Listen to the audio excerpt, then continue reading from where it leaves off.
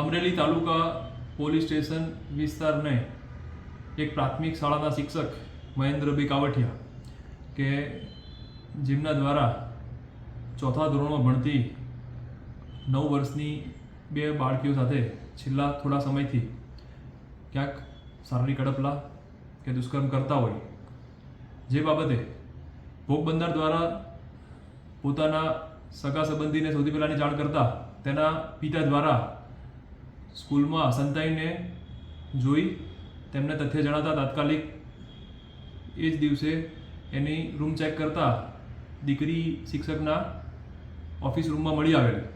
તાત્કાલિક પોલીસને જાણ કરવામાં આવી. પોલીસ સ્થળ પર પહોંચી અમરેલી રૂરલ પોલીસ સ્ટેશનમાં આ બાબતે ગુનો દાખલ કરવામાં આવેલ છે. આરોપીની ધરપકડ કરવામાં આવેલ છે. હાલ અમરેલી રૂરલ પીઆઈ ઓમદેવસિંહ જાડેજા દ્વારા આની તપાસ કરવામાં આવેલી છે.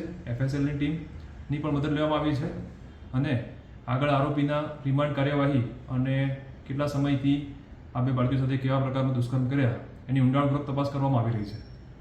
પ્રાથમિક પૂછપરછમાં હાલમાં પ્રાથમિક દ્રષ્ટિએ બંને 2 ભોગ બનનાર બાળકીઓ સાથે છેલ્લા થોડા સમયથી આ પ્રકારનો શારીરિક અડપલા અને દુષ્કર્મ કરતા હોવાનું જણાઈ આવે છે.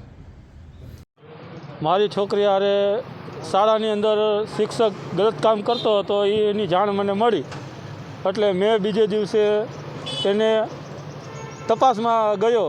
એટલે મને શિક્ષક હડપલા કરતા દેખાયો એટલે મેં તરત એના ઉપર એક્શન લીધી, એને રંગે હાથે ઝડપ્યો. બરાબર. અને તાલુકા પોલીસ સ્ટેશનમાં મેં ફરિયાદ નોંધાવી અને અત્યારે અમે તાલુકા પોલીસ સ્ટેશને છીએ. અને આમાં ગુનેગાર જે મહેન્દ્ર સાહેબ છે એને કડકમાં કડક સજા મળે અને ફાંસીની સજા મળે એવી મારી રિક્વેસ્ટ છે. દારૂ પીવરાવે છે છોકરાઓને, શરદીની ઉધરસની દવા કહીને એ દારૂ પીવરાવતા હતા.